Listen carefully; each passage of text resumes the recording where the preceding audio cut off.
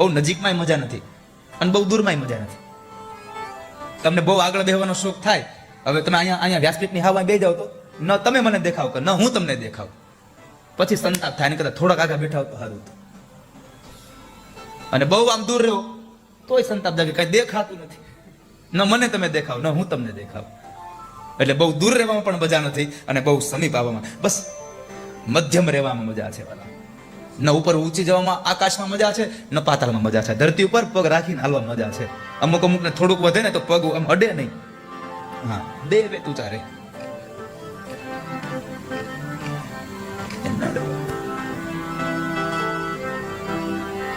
પેલું હરણ સંગીતનું પ્યાસું એ મૃત્યુ પામે લોભમાં. મારો મૂળ કહેવાનો ભાવાર્થ છે કે આમ હરણે સંગીત સાંભળ્યું અને લોભમાં ગયો અને મૃત્યુ પામ્યો.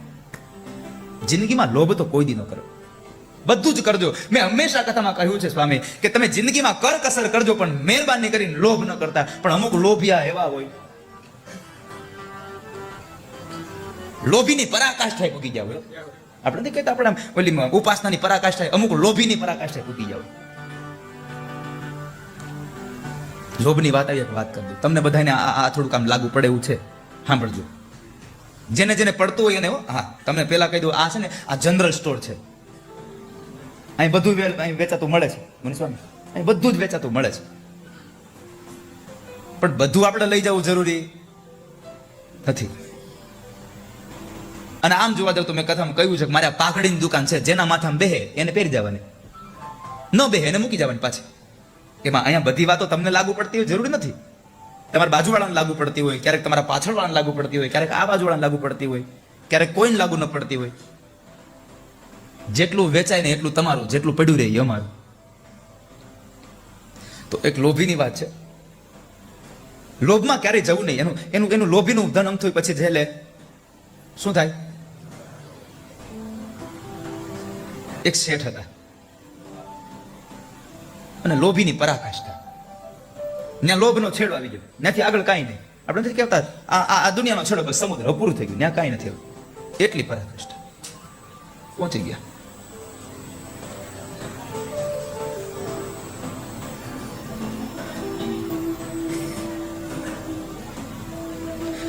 શેઠ એટલા લોભી, એનો એક મુનિમ, એને ખબર આ શેઠ એટલા લોભી છે. તે શેઠે બરાબર દિવાળીનો સમય આવતો હતો, કોઈ દિવસ નહીં મુનિમને આજ કીધું, મુનિમ હાલો આજ સાંજે આપણે દૂધપાક બનાવી. દૂધપાક આને ખબર કે દૂધપાક બનાવશે પણ મારા ભાગમાં તો સુગંધ સિવાય કઈ નહીં આવે, અને સુગંધ લીધા પછી ખોટો જીવ બાળવો. એટલે વળી મુનિમે કીધું, અરે શેઠ હવે એમાં દૂધપાકમાં તમે બનાવી લો ને તમે પી લેજો. અરે ના હો, દિવાળીનો પ્રસંગ છે, તમારે જવાય એમ, આપણે બેને દૂધપાક પીવાનો છે. દૂધપાક બનાવ્યો, દૂધપાક બની ગયો, થોડો ઘણો ઠર્યો ને પછી શેઠની વૃત્તિ બગડી. આ મુનિમને હાવ કારણ વગર નો દઈ દેવાનો.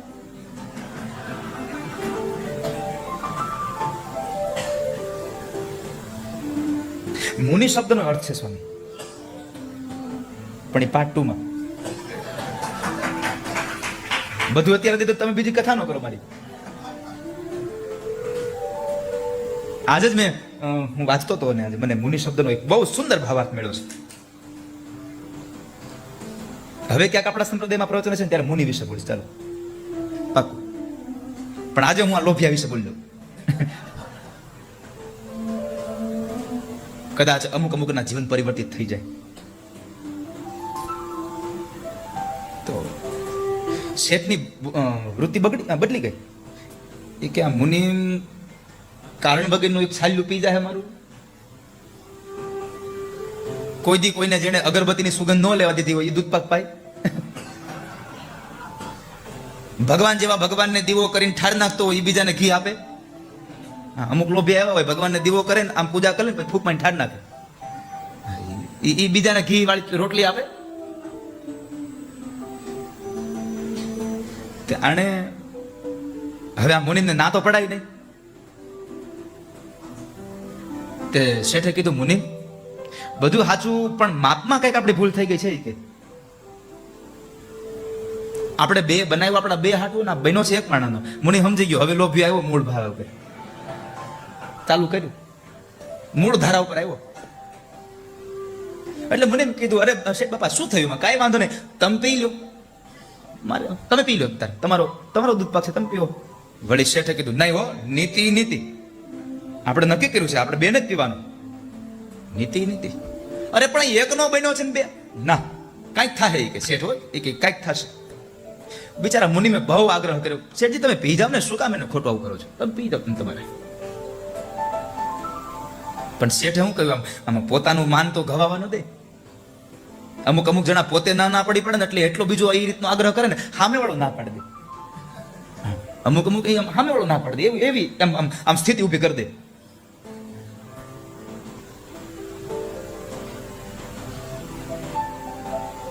મહેમાન આવ્યા હોય ઘરે,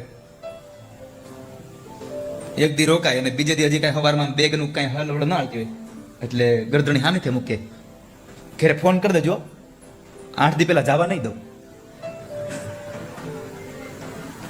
તમે છોકરાનું ફોન કરજો, જવા નહીં દઉં. અરે નાના નહીં, જવાનું તો છે જ નહીં. અરે મારે છોકરાને નહીં, તમે આ વખતે કેટલા દિવસે આવ્યા છો, 8 દિવસ તો રોકાવું પડશે. પરાયણે 8 દીનું બેહતું કરે તો થાય. મહેમાન સમજીને કહી દે, મારે આ તો નીકળી જવું પડશે, પણ તમારે આજ નીકળવું હોય તો વહેલા જ નીકળવું પડે, નકર તમે પછી દી હાથમાં પૂગો તો વાહન ન મળે.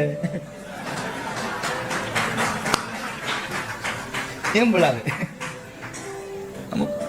આ શેઠે જ ચાલુ કર્યું. એટલે મુનિમ સમજી ગયા હતા, શેઠને થયું કે મુનિમ સમજી ગયો છે, હવે કંઈક બીજું કરવું પડશે. શેઠે બીજું કહ્યું, મુનિમ મેં એવું સાંભળ્યું છે કે દૂધપાક જેમ ઠરે ને એમ મીઠો બને. કે હા હું શેઠ, એ વાત સાચી, દૂધપાક જેમ ઠરે એમ મીઠો બને. એક કામ કરીએ, આને ફ્રીજમાં મૂકી દઈ, સવારે પીવું. મુનિમ કહે છે, શેઠ સવારે અત્યારે પી જાવ ને, તમારે પીવાનો છે, એકનો બન્યો છે તો નહીં. નીતિ સવારે પીવું બે, પણ સવારે કોણ પીવે એનું પેલા નક્કી કરો. શેઠ તમારું દૂધપાક તમારે પીવાય, મારે થોડો પીવાય કે. મુનિમે બિચારા સ્વીકાર લીધું સ્વામી, પણ શેઠ કે નહીં, નીતિ તો શું કરશું? શેઠે કહ્યું, જો સાંભળ મુનિમ, આપણે બે અત્યારે હોઈ જાય, દૂધપાકને ફ્રીજમાં મૂકી દઈ, તપેલીમાં ઢાંકીને. રાતે જેને સારું સપનું આવે ને, સૌથી સારું સપનું જેનું હોય ને, એને દૂધપાક પીવાનું. કઈ વાંધો નહીં. મુનિને ખબર હતી કે આ મારું સપનું તો સારું આવવા જ નહીં દે.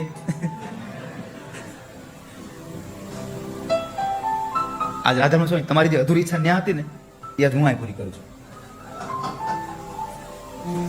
ને તમે ઘડી ઓલું તાળું તોડ્યું પણ તૂટ્યું નહીં. તો ભલે છે સવારે બે. મુનિમે શેઠે કીધું, મુનિમ વહેલા હોઈ જાવ, સવારે વહેલું ઉઠવાનું છે. હાલો શેઠ હોઈ જાય. બે હોઈ ગયા. રાતના 2 વાગ્યા અને મુનિમ ઉઠ્યા.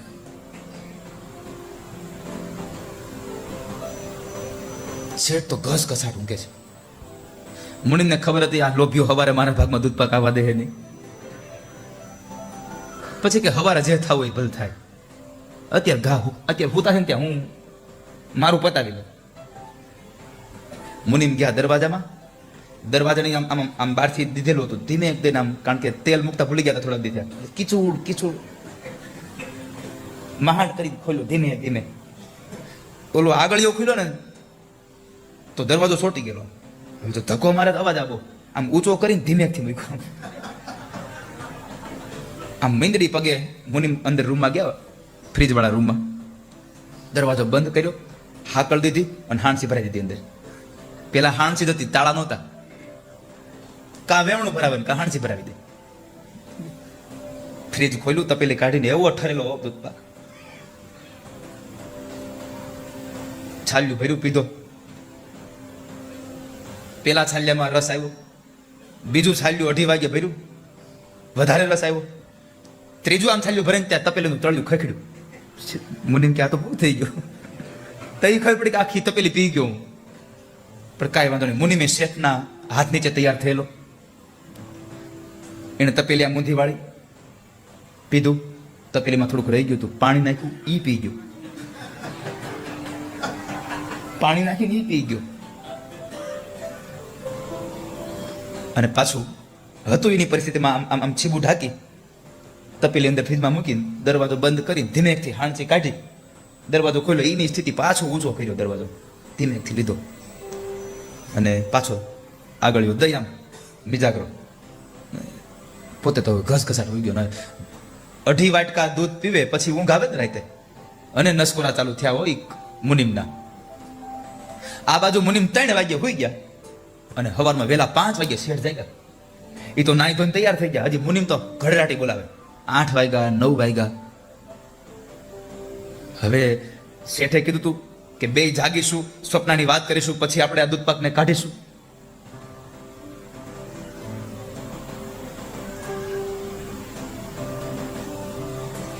હવે 9 વાગ્યા પછી શેઠથી રહેવાનું નહીં. હવે દૂધપાક પીવો છે કે મુનિમ ઉભા થા. અરે આંખું ચોળીને મુનિમ ઉભા થયા. શેઠ જરાક નિંદ્રા આવી ગયો. કઈ વાંધો નહીં, જલ્દી આલો નાઈ લ્યો. નાઈ લીધું, 2 બેઠા. મુનિમ હવે આપણે આપણા મૂળ મુદ્દા પર આવી દૂધપાક ઠર્યો હશે. એવો દૂધપાક જામ્યો છે. હવે દૂધપાક કોણ પીએ? શેઠ તમે પી જાવ. તમે પી જાવ. ના, નીતિ આપણે બેને વાત થઈ છે કે જેનું સપનું સારું એ દૂધપાક પીવે. શેઠ મને ખબર જ છે કે મારા સપના, અમારા ગરીબડાઓના સપના કેવા હોય. તમારું સપનું સારું છે તમે પી જાવ. કે એમ નહીં, પેલા સ્વપ્નની વાત કરો. શેઠ અમારા સપના કેવા હોય તમે પી જાવ ને. ના, તમે તમારા સપનાની વાત કરો. મુનિમ કીધું શેઠ મારું સપનું થોડું પેલા હોય. તમે માલિક છો, તમારું સપનું પેલા હોય. પેલા તમે કહો પછી હું કહું. નહીં તમે, ના શેઠ તમે એમાં પેલા તમે હો, તમે કહી દો. અને શેઠે ચાલુ કર્યું. જો મુનિમ હું તો અને મને સપનું આવ્યું. બરાબર હજી આમ સપનું ચાલુ થયું, આમ નિંદ્રા આવી, સપનું થયું ચાલુ. ઇન્દ્રના દરબારમાંથી 4 લોકો આવ્યા, ઘોડા અને બધો રસાલો લઈને. આવીને મને જગાડ્યો. શેઠ ઉભા થાવ. મેં કહ્યું ભાઈ તમે કોણ? અરે અમે ઇન્દ્રના દરબારમાંથી આવીએ છીએ, ઇન્દ્રના દૂત છીએ. સ્વર્ગમાં તમને મારા મહારાજ ઇન્દ્ર યાદ કરે છે. હે, તમને ઇન્દ્રના? તો એને મને ઇન્દ્રે મને બોલાવડાવ્યો, આમંત્રણ મોકલ્યું, મારા હાટું બગી મોકલી. ભાઈ મારું શું કામ? અમારા મહારાજને તમારું કામ છે.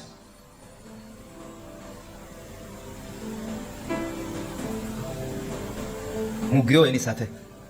સ્વર્ગમાં મારી સ્વાગત થયું. અપ્સરાઓ નૃત્ય કરે, લોકો મારા ઉપર આમ અત્તર છાટે, ફૂલડા વેરે, મોતી વેરે. અરે મુનિમ હું ગયો ને ત્યાં મારા માટે આમ આમ આમ રેશમી રૂમાલો પાથરા. મને કહ્યું તમે આની ઉપર હાલો શેઠ. એના પર ચાલતો જતો હતો. હજી આમ બરાબર સ્વર્ગના સભા મંડપ પાસે પહોંચવા આવ્યો ત્યાં તો ઇન્દ્ર આમ ઉપાડ દોડતા આવ્યા. મુનિમ શેઠ આવ્યા અને મને આમ પગે લાગ્યા, બથમાં ભરી લીધું અને મારો હાથ પકડીને મને લઈ ગયા. જે ઇન્દ્રાસન ઉપર ઇન્દ્ર બેસતા હતા એને ત્યાં મને બેહાડ્યો અને મારી બાજુમાં એ બેઠા. મેં પૂછ્યું ઇન્દ્ર મને અત્યારે બોલાવવાનું કારણ?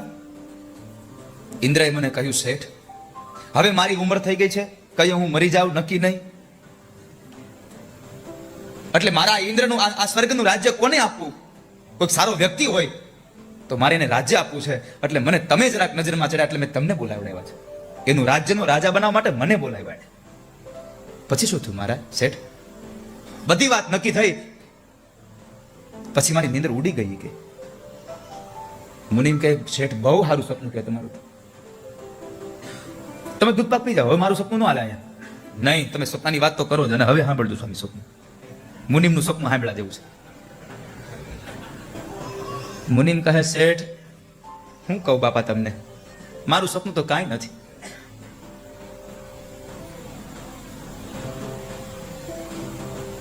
રાતે 2:30 વાગ્યા, 3 જણા આવ્યા કે આમ 6 હાથ પૂરા, જાડા કાળા કપડા પહેર્યા, મોટી મોટી મૂછો અને હાથમાં આવડા છરાડા આવ્યા. મને ઉઠાડ્યો, એ ઉઠ. હું તો બી ગયો, થરથર ધ્રુજતો હતો. આગળ થા. મને આગળ કર્યો, રસોડાના દરવાજે લઈ ગયા.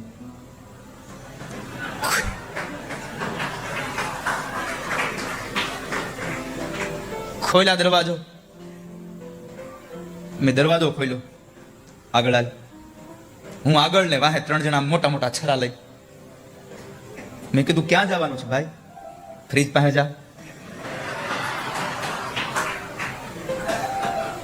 ખોલ ફ્રીજ. ફ્રીજ ખોલ્યું, દૂધપાકની તપેલી લે. મેં કીધું ભાઈ આ દૂધ પાક અમારા શેઠનો છે, મારા સવારે પીવાનો છે, અત્યારે પીશો કે મારી દઉં? સાહેબ શેઠ મને આવડો છોરો બતાવ્યો તો એકે તો મને આમ અણી અડાડી,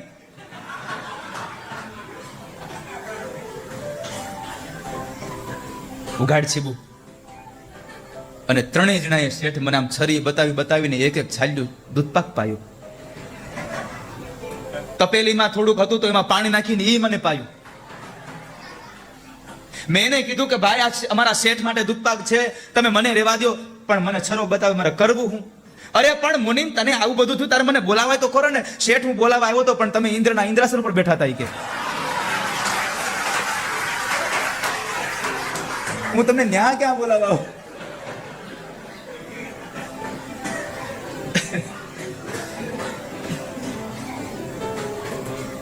અરે મુનિમિયા, પણ શેઠ સાચું કહું ને, તમે કહેતા હતા એમ જ હો. દૂધપાક ઠર્યો પછી એટલો ગળ્યો થયો, એટલો.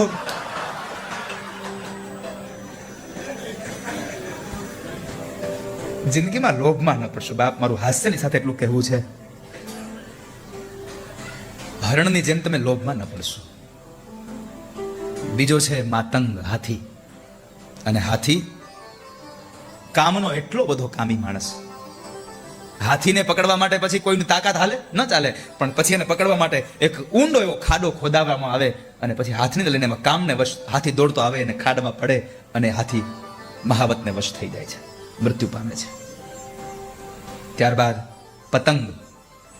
રૂમમાં એક નાનો એવો દીપ જલતો હોય, અને એના અંજવાળે રૂમમાં પતંગિયા ઉડતા હોય, પણ એ થોડા અમથા અંજવાળામાં એને સંતોષ ન થાય, અને વધારે પડતા પ્રકાશને પકડવાના એ મોહમાં અંતે દીવાને પકડવામાં માણસ બળીને મરી જાય છે. પેલી માછલી સ્વાદની પ્યાસી, સ્વાદની પ્યાસી માછલી લોટની પેલી ગોળીનો સ્વાદ ચાખવા જાય, અને કાંટામાં જીભ ફસાઈ જાય, અને અંતે પોતે મૃત્યુ પામે છે. અને છેલ્લે ભમરો સાંજના સમયે બરાબર એ કમળના પાંદડા ઉપર બેસી બેસી એની કળીઓમાંથી રસને લેતો હોય. એને ખબર છે કે હમણાં સંધ્યા ઢળશે એટલે કમળ બીડાઈ જશે ને હું મરી જઈશ, પણ કેવી આશા લઈને બેહે કે ભલે ને સંધ્યા ઢળે પણ પાછો સૂરજ ઉગશે અને કમળ ખીલશે, હું પાછો મુક્ત થઈ જઈશ. પણ એને ખબર નથી કે સવારનો સૂરજ ઉગે અને કમળનું પુષ્પ ખીલે એના પેલા માતંગ હાથી આવી અને કમળને ઉખાડી નાખી દેશે, તો હું નહીં નીકળી શકું બહાર. સુગંધનો રસિયો, આ લોભી, આ પાંચ જો એક એક પ્રકારના લોભમાંથી ન છૂટી શકતા હોય તો માણસમાં તો આ બધું પડ્યું છે. માણસ કેમ છૂટી શકે? નરહ પંચ ભીરંચિત કિમ. પાંચ પ્રકારમાંથી માણસ કેમ છૂટે? માટે પોતાની જાતને જીતે એ મહાવીર છે. જેમણે મનને જીતું એ મહાવીર છે. પોતાના મનને જીતો. પોતાનું નબળું મન, પોતાનું અસ્થિર મન અનેક ઈચ્છાઓનો ગુલામ બનાવે છે માણસને. મનને નબળું ન પડવા દો. અને એમાં પણ ખાસ કરીને ભક્તિમાં તો મન નબળું પડવું જ ન જોઈએ, ગમે તે થઈ જાય. એટલે તો સમઢિયાળમાં ગંગા સતી પાનબાઈને કહે છે,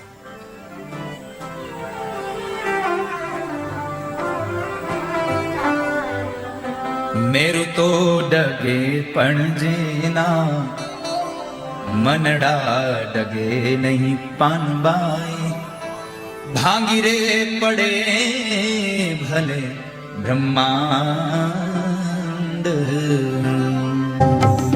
મેરું ડગે તો ભલે ડગે, પણ ભક્તિના માર્ગમાં એ પાનબાઈ મન ડગવું જોઈએ. પોતાના મનને જે જીતે છે એ મહાવીર છે.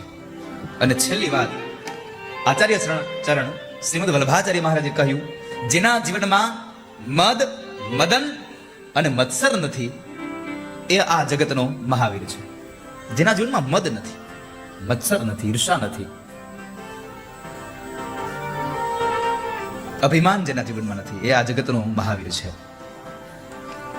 મનને જીતવાની વાત તો ફરી પાછો હું તમને જે 2 દિવસ થયા કહેતો હતો, મારે તમને મનોજવમ ઉપર કહેવું છે.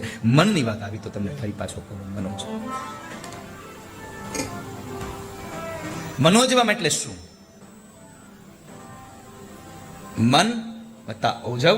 ઓજવ એટલે શક્તિ. મનની જે શક્તિ છે એટલે મનોજવમ. મન એક ઇન્દ્રિય છે. 5 ઇન્દ્રિયોની ઉપરની એક ઇન્દ્રિય મન છે. એટલે તો ભગવાન કૃષ્ણએ સ્વયં ગીતાજીમાં લખ્યું, મનઃ ષષ્ઠાનિ ઇન્દ્રિયાણિ પ્રકૃતિ સ્થાનાનિ કર્ષતિ. મન છે 6ઠી ઇન્દ્રિય છે. 5 ઇન્દ્રિયોનો સંયમ એક મન કરી શકે, જો મન આપણા વશમાં હોય તો. પણ થાય છે એવું કે મન જે 5 ઇન્દ્રિયો ઉપર કાબુ કરવો જોઈએ ને, એના કરતા 5 ઇન્દ્રિયો મન ઉપર કાબુ કરી લે છે. એટલે પછી આપણું મન આપણને જેમ કહે એમ કર્યા કરે. આ દુનિયાની આપણી શરીરની જે ઇન્દ્રિયો છે એ બધી જ ઇન્દ્રિયો તમારા વશ ન થાય તો કાંઈ નહીં. માત્ર ને માત્ર એક મન નામની ઇન્દ્રિય જો તમારા વશ થઈ જાય ને, તો બાકીની બધી ઇન્દ્રિયો આપોઆપ વશ થઈ જાય. આ જ રીતે એક જ ભાવ, આ દુનિયા તમારા વશમાં થાય કે ન થાય એની ચિંતા ન કરતા એકમાત્ર જગદીશ્વરને રાજી કરવાના પ્રયત્નો કરો. દુનિયાને તો આમ તેમ કરીને તમારા ઉપર રાજી થવું પડશે. ભગવાન જેના ઉપર રાજી થાય એના ઉપર દુનિયા રાજી થઈ જાય. ભગવાન રાજી ક્યારે થાય? જ્યારે તમે એના કીર્તનો કરો, એના ગુણાનુવાદ ગાઓ, એના સત્સંગ ગાઓ, ત્યારે. અને મેં કહ્યું છે કે તમારું કરેલું તમે પણ ભોગવશો અને તમારી આવનારી પેઢી પણ એને ભોગવશે. એટલા માટે તમે પરમાત્માના ગુણાનુવાદને ગાયા કરો. તમે ભગવાનના ગુણાનુવાદને ગાઓ વાલા. અને આ ગુણાનુવાદ ક્યારે? ઘણા લોકો 3 દિવસની કથા હતી, બધાને ખબર હતી કે શુક્ર શનિ રવિ છે, પણ ઘણા નક્કી કર્યું હતું કે રવિવારે જવું છે, આપણે રજા હોય. પણ બરાબર આજ અહીંયા આવવાનું નક્કી થયું હોય ને, ત્યાં હોળાષ્ટકમાં કોઈને કઈ પ્રસંગ હોય નહીં, એટલે કોકની ઘરે બેહવા વયા જાય. એટલે પછી અહીંયા આવી ન ગઈ.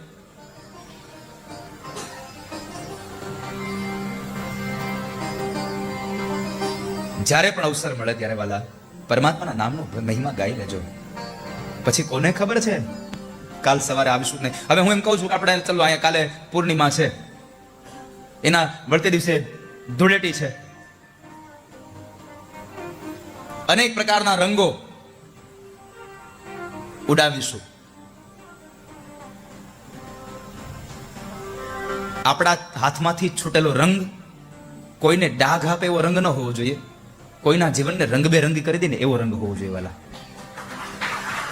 કહેવાનો ભાવાર્થ, આપણા મોઢામાંથી નીકળેલા શબ્દો કોઈની જિંદગીને ડાઘ પાડે એવા શબ્દો નહીં, પણ કોઈની જિંદગીને રંગબેરંગી કરી દે એવા શબ્દો પુલકિત હોવા જોઈએ. તમારા બધાનું જીવન રંગોથી ભરપૂર રહે. પણ આ બધો અવસર ક્યારે? આપણું મન એમાં લાગે તો. બાકી તો બધું આમ જતું જ રહે છે.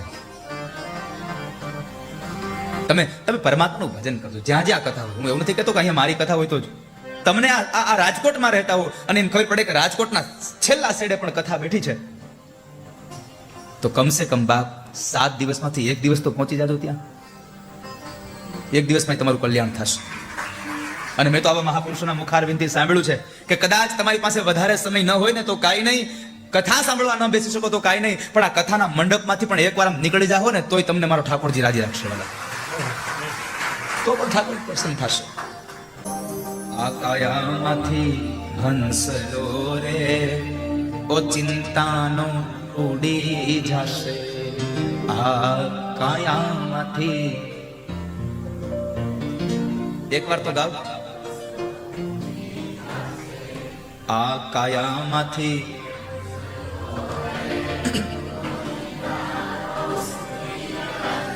જ્યારે ગાવાનું હોય ને ત્યારે નાભીમાંથી અવાજ કાઢવો. અને મેં એવું સાંભળ્યું છે કે તમારી નાભીમાંથી નીકળેલો અવાજ તમારો બાજુવાળો સાંભળે કે ન સાંભળે, પણ મારો ઠાકોરજી ચોક્કસ સાંભળે છે. હરી સાંભળે. અને જેને આપણી એક સ્કીમ છે, જેને ન ગાવું હોય એ એટલા લોકો, એવા જે વ્યક્તિઓ છે એને છૂટ છે. જેની પાછળ હડકાયું કૂતરું દોડે, એ મનમાં હડહડ કરે, એ લોકોની ચિંતા ન ગાવું, એને મનમાં ગાવાનું. પણ જેટલો કૂતરાને હડકારવામાં હડકારો કરો છો ને, એનું અડધું તમે ભાવથી નાભીમાંથી કાઢશો ને, તો મારો ઠાકોરજી તમારી પાસે કોઈ કૂતરા તો નહીં દોડવા દે. પછી કૂતરા 4 પગ વાળા હોય, 2 પગ વાળા હોય. આ કાયામાંથી હંસલો ચિંતાનો ઉડી જશે. નિયતિએ જે લખ્યું છે તો નિર્માણ થવાનું જ છે, પણ તમારા હાથથી નિર્માણ થઈ જાય એ ખાસ કાળજી રાખજો. રામચરિત માનસમાં મહારાજ દશરથે નક્કી કર્યું કાલ રામને રાજા બનાવું, આવતીકાલ રામને હું રાજગાદી સોંપી દઉં. પણ થયું શું? આવતીકાલનો વિચાર કર્યો, કાલ કરે જો આજ કરે સો અબ. अवसर बीता जाते हैं फिर करेगा कब. અત્યારે અવસર વયો જાય છે, પછી ક્યારે કરીશ તું? ક્યારે કરીશ? મહારાજ દશરથે આવતીકાલ માટે રામને રાજગાદી બેસાડવાનું નક્કી કર્યું. કઈ કઈ બે વચન માંગી લીધા બાપ.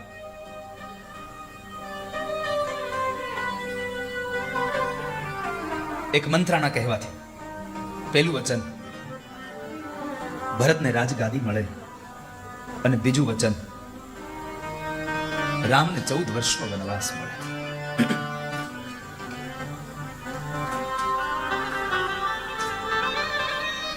ચૌદ વર્ષનો વનવાસ. જયરામભાઈ 14 વર્ષના વનવાસ માટેનું એક આધ્યાત્મિક એક વાક્ય મળ્યું છે, એક પ્રસંગ છે, પણ આજે ને પાર્ટ 2 માં. હા, સાચે કહું છું. અને તમે લખી રાખજો આ બધું.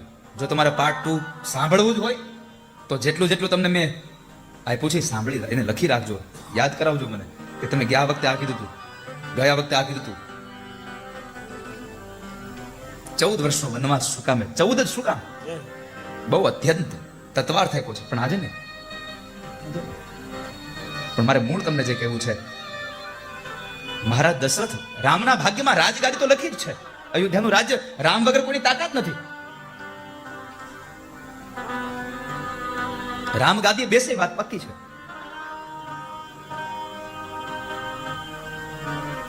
પણ મહારાજ દશરથ રામ ગાદીએ બેસે ને એના પેલા સ્વધામગમન થઈ ગયા. થયું શું? કાલ કરવાનો વિચાર કર્યો તો એમાં એટલું ચૂકાઈ ગયું કે મહારાજ દશરથ પોતે રાજગાદીએ રામને ન બેસાડી શક્યા. રામ પછી પોતાની નિયતિ પ્રમાણે, પોતાના લેખ પ્રમાણે આવીને રામ ગાદી તો બેઠા છે 14 વર્ષ પછી. મારે તમને આ વાક્યમાં એટલું જ કહેવું છે કે કાલ ઉપર છોડતા નહીં. સવાર કદાચ આપણા ભાગ્યમાં ન પણ લખ્યું હોય, સારો વિચાર અત્યારે આવે ને અત્યારે જ કરી નાખજો સાહેબ, અત્યારે જ કરી દેજો. કાલનું ન વિચારશો. કાલ કરે સો આજ, આજ કરે સો અબ. અવસર બીતા જાય ફિર કરેગા કબ. આ તારો અવસર વયો જાય છે, ક્યારે કરીશ? નીતિનભાઈ બેસવાના છો ને થોડી વાર? હે, ફ્રી થઈને આવ્યા છો? વાહ, બસ. મારી વાણીને વિરામ આપો, પછી આપનું વક્તવ્ય લઈને પછી આપણે રાસ રમીશું. આજ મારે રાસ રમવો છે. આજ રાસ રમવો છે. આજ અંદરથી આમ એવું થાય છે સાથે રમીશું આજ બાપ. કદાચ ઠાકોરજીનો રાસ અહીં રમાઈ જાય ને કદાચ 84 નો આ ફેરો છૂટી જતો હોય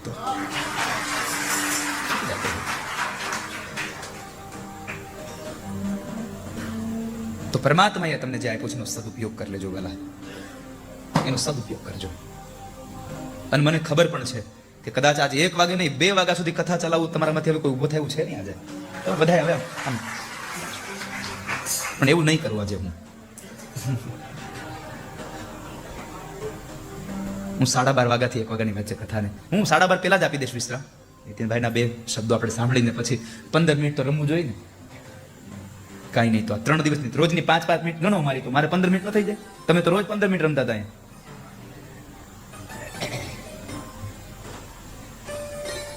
હવે 1 કલાક મારા હાથમાં છે, હું બસ 1 કલાક તમને ભીંજવી દઉં.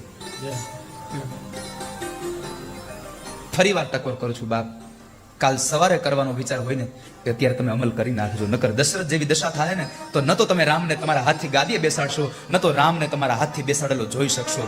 પછી ઉપર જઈને શું થશે ખબર નહીં. રામને ગાદીએ બેસાડી દેજો, ભગવાનનું સ્મરણ કરી લેજો વાલા. અવસર બીત્યો જાય ફિર કરેગા કબ. ક્યારે કરીશ તું? ઘણા લોકો કહેતા હોય અમે વૃદ્ધ થશું ને તો પરમાત્માનું ભજન કરીશું. અરે તું ભલા માણસ, વિચાર તો ખરો, તારા ભાગ્યમાં વૃદ્ધ થવાનું લખ્યું છે કે નહીં? તું કેટલું જીવો છે તું નક્કી કરી શકે. હું 50 વર્ષ જીવો એમ ન કહી શકે હું 51 વર્ષ જીવવાનું છું.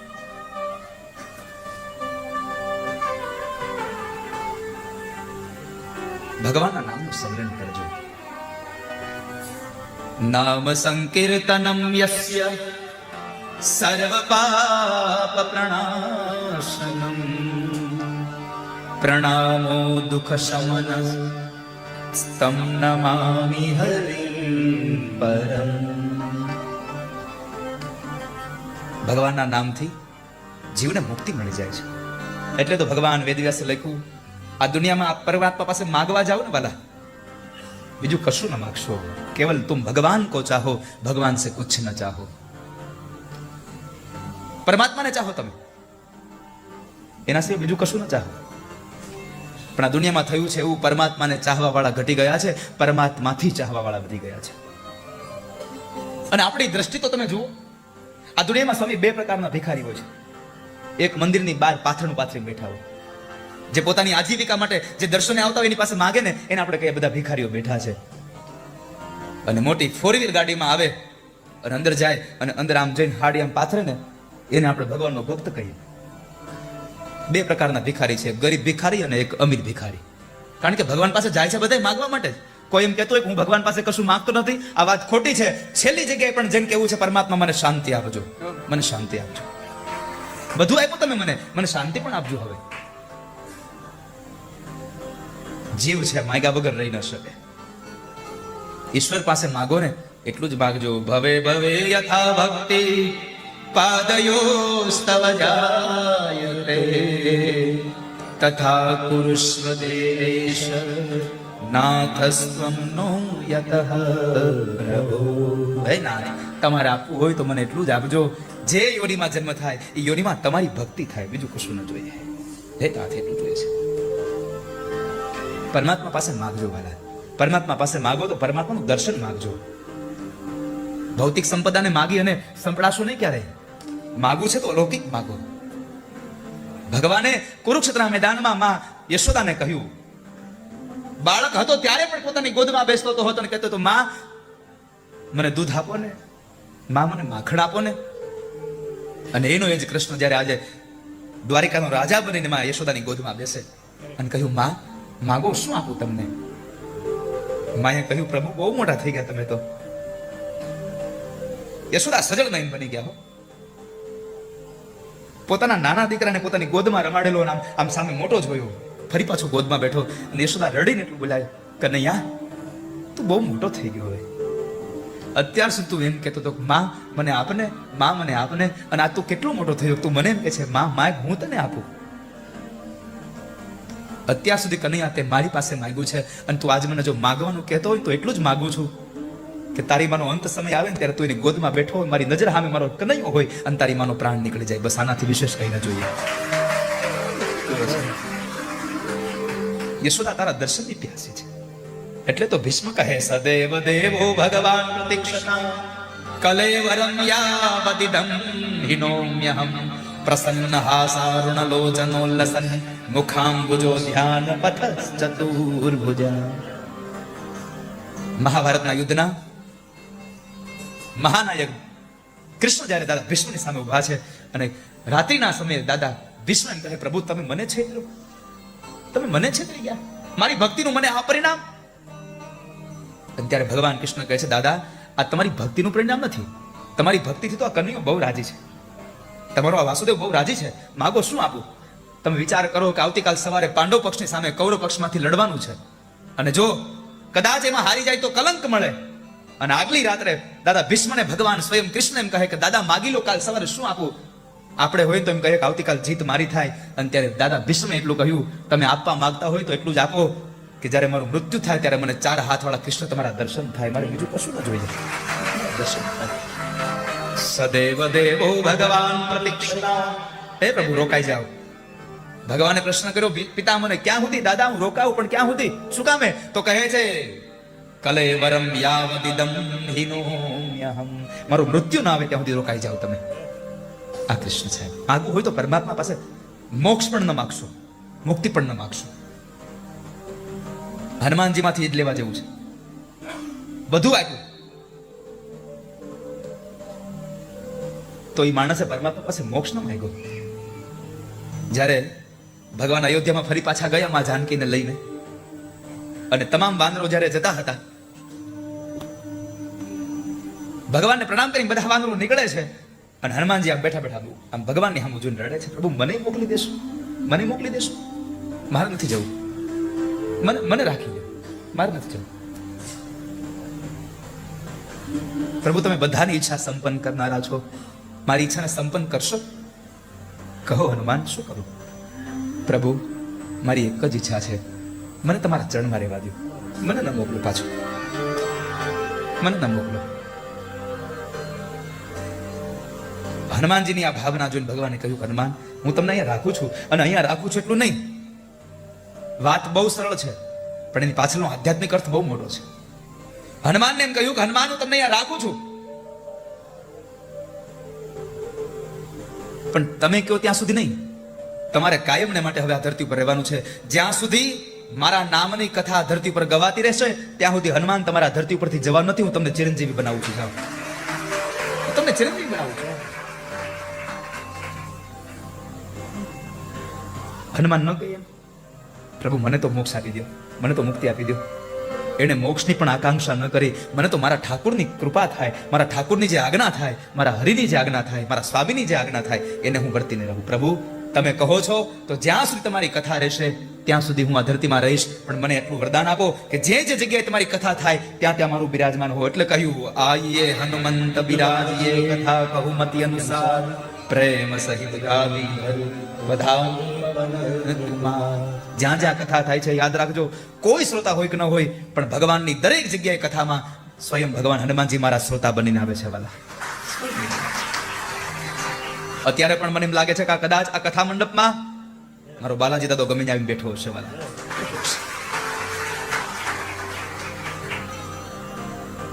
સંકલ્પ કરો અને એનું કાર્ય પૂરું થાય.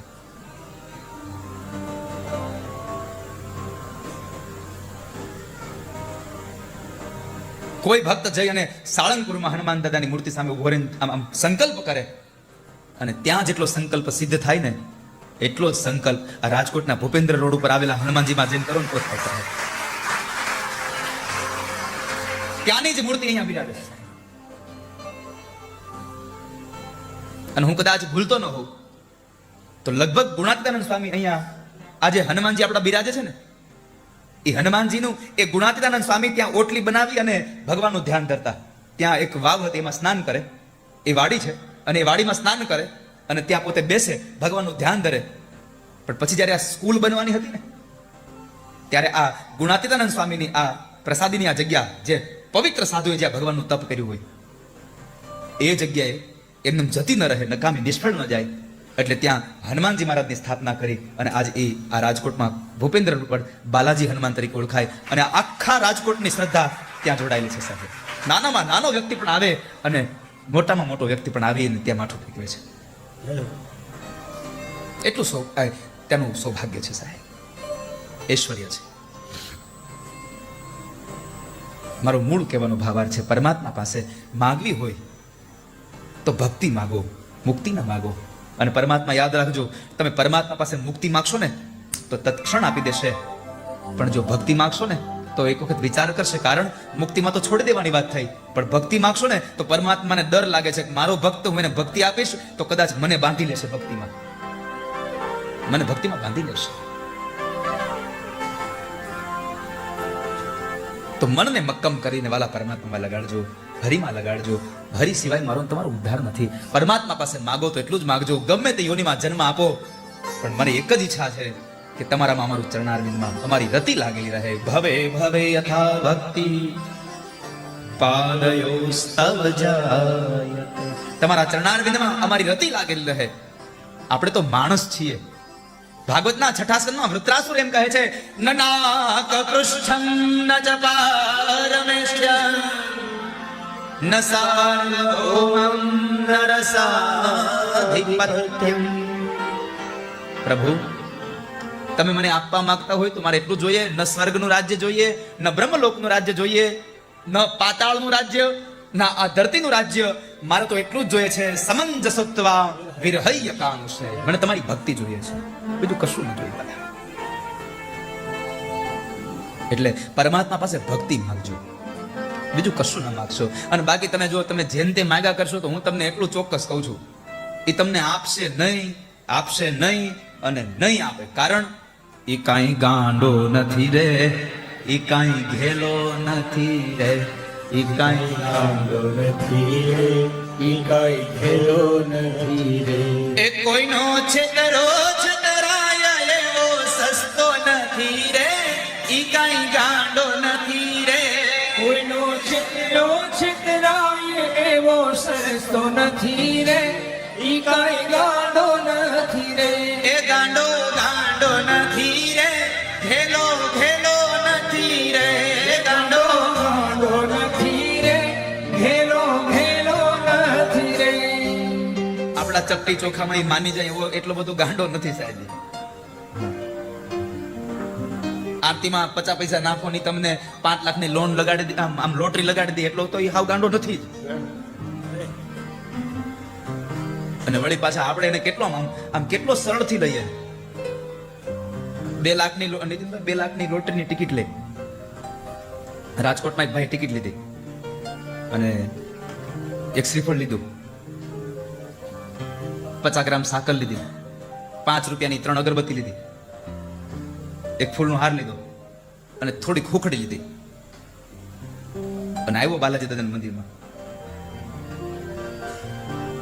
આવીને બધું ધરાવ્યું અને પછી મારા પૂજારીને કીધું કે બાપા આ કાગળિયા મૂકી દો ને. એટલે પૂજારી અમારે મુનિ વચ્ચે ત્યારે ઉભા હતા ને બાપા, તો એને કીધું આ શું છે? એ કે 2 લાખની લોટરીની ટિકિટ છે, અહીંયા મૂકો ને. પછી ભગવાનને પ્રાર્થના કરી, હે ભગવાન, જ્યારે આ લોટરીની ટિકિટ ખુલે ને ત્યારે જરાક નંબર યાદ રાખજો મારા. એ કે 2-5 ફૂલ લઈ મંદિર આવે, મને મનાવવા માનતા માને. 5 ફૂલ લઈ મંદિરે આવે, મને બનાવવા માનતા 2-5 ફૂલ લઈને મંદિરે આવે અને વળી પાછા આપણે માનતા કરીએ. અને માનતા આપણે કેવી હોય ખબર છે કે હે ભગવાન, જો મારે આ 5 લાખની લોટરી લાગી જાય ને તો હું તમારા મંદિરે 1 ડબ્બો તેલ આપી જાય. 5 લાખની લોટરી સામે 1500 રૂપિયાનો ડબ્બો આપી જાય. અને એ જો 5 લાખની લોટરી લાગે તો, નકર તમે એક ટીપુની રાહ જોતા ને. એ તો તમે અમને અમારું કરો તો અમે તમારું કરીએ. તમે અમારું કરો. અને આપણા બધાની પ્રાર્થના એવી જ હોય, હે ભગવાન સૌનું સારું કરજો. શરૂઆત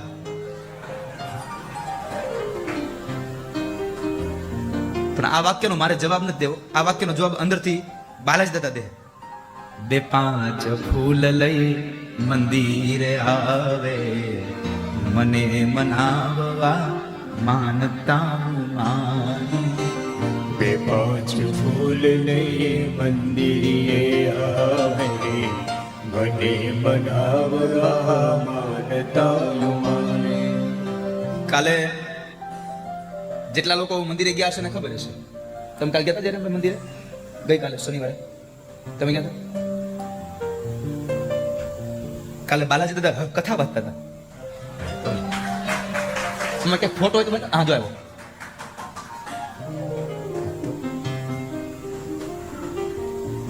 આપણું જીવન સફળ થઈ ગયું.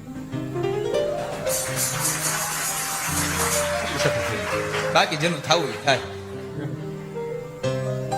આમ સ્ટ્રીક માઇક હોય કે એ જ વાપરે છે, તો સ્ટ્રીક જ જોઈએ. અને આનો બધો યશ અમારે મારા સખો કૃષ્ણ એટલે સુદામા, અમારો આ મુનિ બાપો, એને બધું જાય યશ. એને કાલે મને એમ કહેતો હતો, કાલે તમે દર્શન કરવા આવશો ને તમે જોજો મજા આવશે. અને ખરેખર આમ મને આનંદ થયો કે ઠાકોરજીએ ખરેખર કૃપા કરીને ક્યાંય બાલાજી દાદાના ચરણોમાં રાધે રાધે પહોંચ્યું. બસ આનાથી વિશેષ શું જોઈએ બાલા મારે. એટલે હવે આજ હું તમને કાલે જે બાલાજી દાદાએ કીધું ને, તમે અમુક લોકો જે નહોતા ત્યારે, એટલે એના બદલામાં હું તમને કહું, 2-5 ફૂલ લઈ મંદિરે આવે, મને મનાવવા માનતા માને. 2-5 ફૂલ લઈ મંદિરે આવે, મને બનાવવા માનતા માને. શું જવાબ આપ્યો છે દેવ સ્વામી? શું જવાબ આપ્યો છે? બહુ સુંદર જવાબ આપ્યો. એવા 2 ફૂલના 2 લાખ દેતો નથી રે, હું કઈ ગાંડો નથી રે. એવા બે ફૂલના બે લાખ દેતો નથી રે, હું કાંઈ ગાંડો નથી રે. ઈ કઈ ગાંડો નથી રે, ઈ કઈ ઘેલો નથી રે, ઈ કાંઈ ગાંડો નથી રે, ઈ કાંઈ ઘેરો નથી રે. નથી ગાંડો નથી ઘેલો. સૌથી ચોખ્ખી ભરી વાત, કોઈનો છેતરો છેતરાય એવો સસ્તો નથી રે, ઈ કાંઈ ગાંડો નથી રે. કોઈનો છેતર્યો છેતરાય એવો સસ્તો નથી રે, ઈ કાંઈ ગાંડો નથી રે. છેલ્લી પંક્તિ મને બહુ ગમે છે.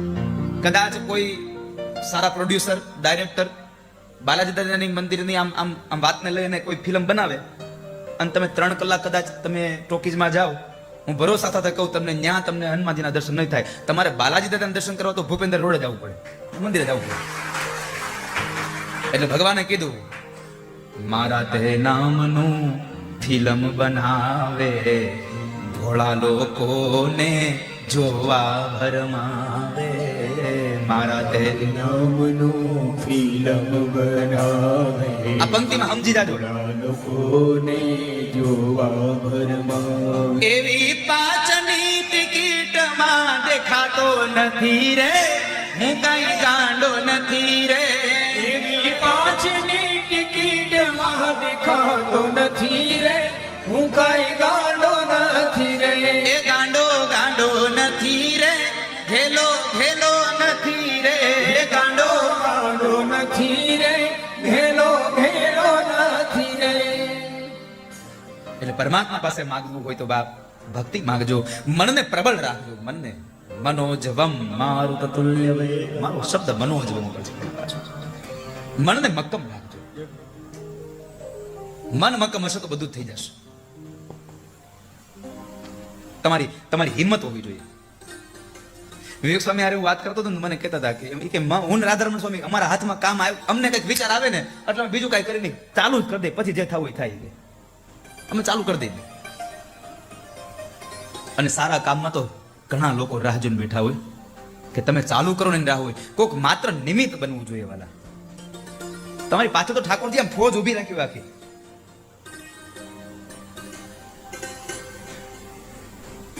પણ નિમિત્ત બનવું જોઈએ સાહેબ.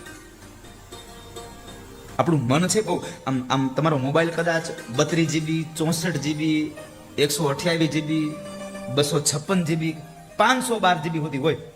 કદાચ મોટી હાર્ડ ડિસ્ક લ્યો તો કદાચ ટીબીમાં આવે. ટીબી એટલો રોગ થાય નહીં.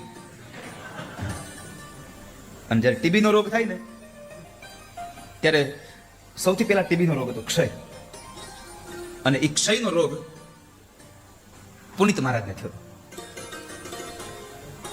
જે આરતી ગાય છે ને જય કાના કાળે ક્ષયનો રોગ થયો હતો. અને એ મેં એવું સાંભળ્યું છે કે પુનિત મહારાજ રેલવે સ્ટેશનમાં લગભગ કામ કરતા. આવું મેં મહાપુરુષ પાસે સાંભળ્યું છે. સત્ય હશે, કુલીનું કામ કરતા આવું સાંભળ્યું છે મેં, અને લગભગ સત્ય છે.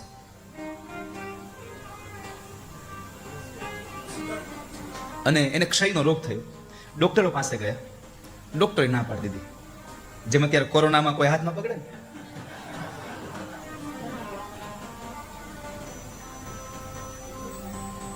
બીજી ત્રીજી જગ્યાએ 5-10 જણા ભેગા થાવ ને તો કોરોના થવો જ થાય. અહીંયા હનુમાનના નામની ઔષધિ હોય ને સાહેબ કોરોના જેવું આવે હું સાહેબ.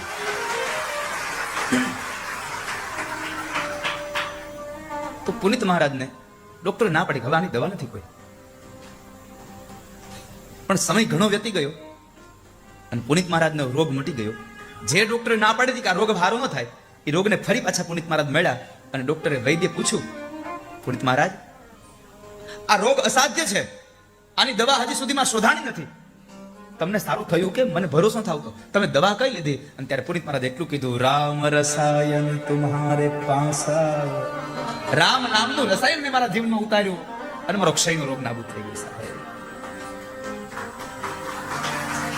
રામ નામનું રસાયણ. અને આ પરમાત્માનું નામ લેશો ને તો હનુમાન ચાલીસાનું મેં ગઈકાલે ચતુર્વિધ વાત કરી. ચતુર્વિધ પુરુષાર્થ છે.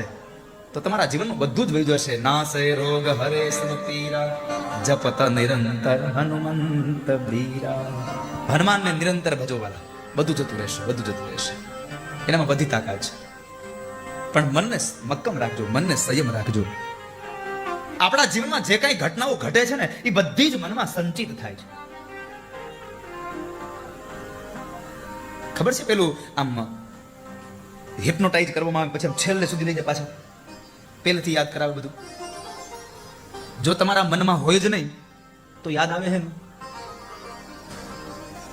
ડીન જ થઈ ગયું હતું, હાઈડ થઈ ગયું છે, ખાલી દેખાતું નથી.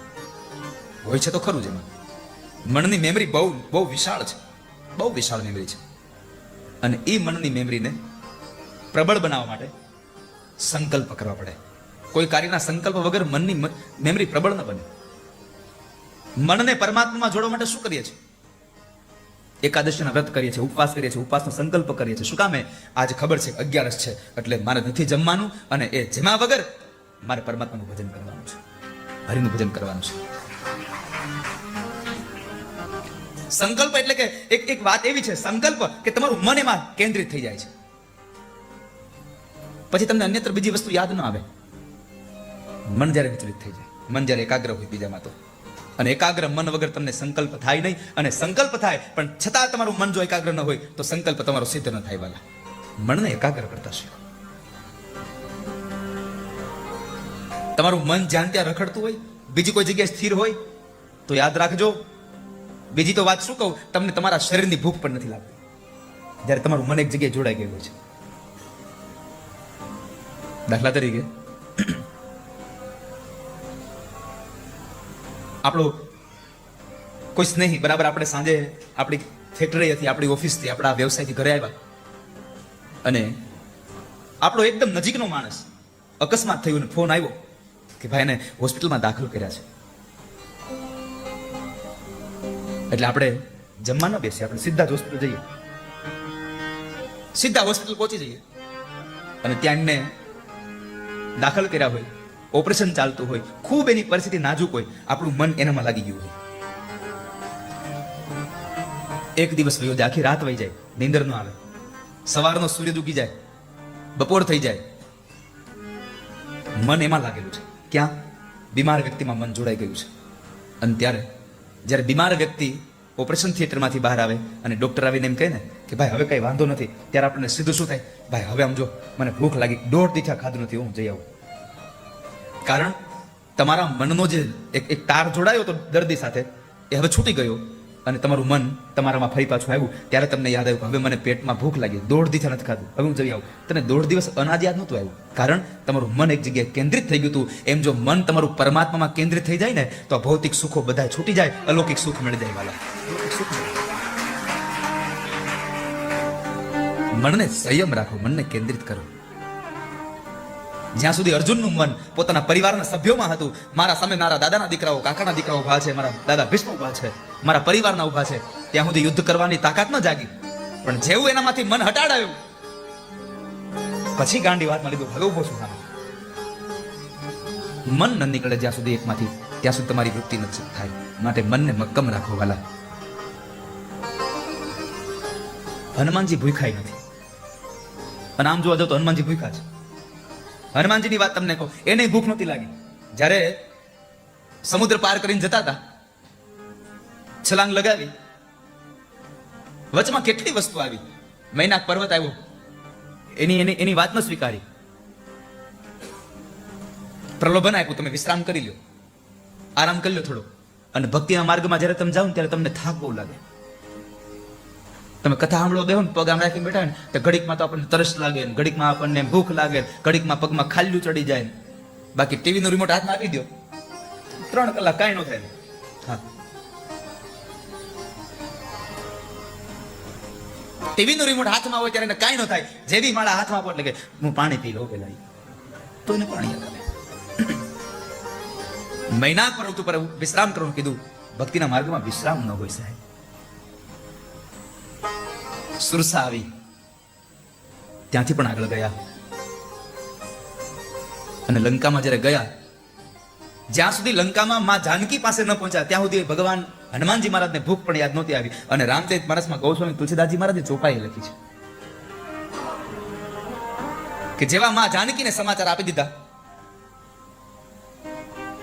અને એ જ સમયે પછી હનુમાનજી કીધું, સુનહુ માત મોહી અતિશય ભૂખા. હે માં સાંભળો, હું અતિશય ભૂખ્યો થયો છું હવે. અને શું કામ ભૂખ્યો થયો છું? લાગી દેખી સુંદર ફલ ભૂખા. આ બધા સુંદર ફળને જોઈને હવે ભૂખ લાગી, કારણ મારા માલિકનું સોંપેલું કામ પરિપૂર્ણ થયું એટલે હવે મારું મન હટી ગયું, પરતી ગયું. હવે મને ભૂખ લાગી, મને હવે જમવા દે. સુનહુ માત મોરી અતિશય ભૂખા. મન જ્યારે તમારા અન્ય કાર્યોમાંથી વિચલિત થાય ત્યારે તમને ભૂખ લાગે. એકમાંથી છૂટે તો બીજું યાદ આવે. અને આપણું મન જ આપણને બંધનમાં, આપણને મુક્તમાં બનાવે છે. માણસ સમજે તો મનથી મુક્ત છે, અને માણસ સમજે તો મનથી બંધન છે. જે પરિસ્થિતિ છે એમાં કેવું જીવવું એ બહુ અગત્યનું છે. સ્વીકાર કરવો એ આપણી વાત છે, પણ કેવો સ્વીકાર કરવો એ તો આપણી વાત છે. પરમાત્માએ સ્થિતિ આપી દીધી છે, પણ એનો સ્વીકાર કરવો અઘરો છે. સ્વીકારી નથી શકતા આપણે.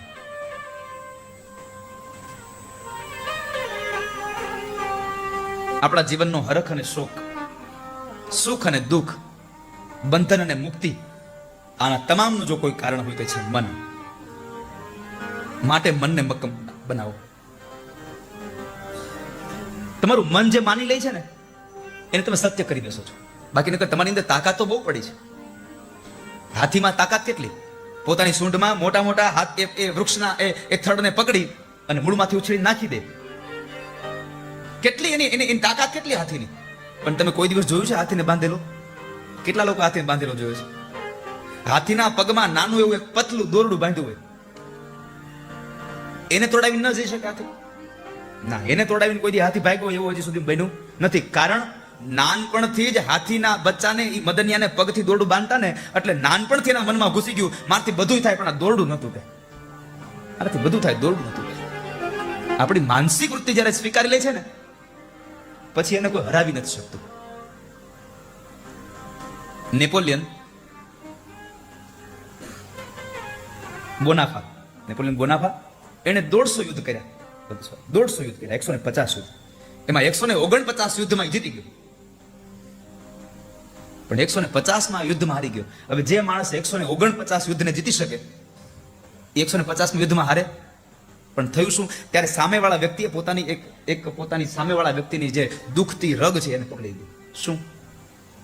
નેપોલિયન બોનાફા કોઈથી નહોતો ડરતો, એટલો નહીં ડરતો. એની જિંદગીમાં બિલાડાથી એકથી ડરતો. બિલાડાથી.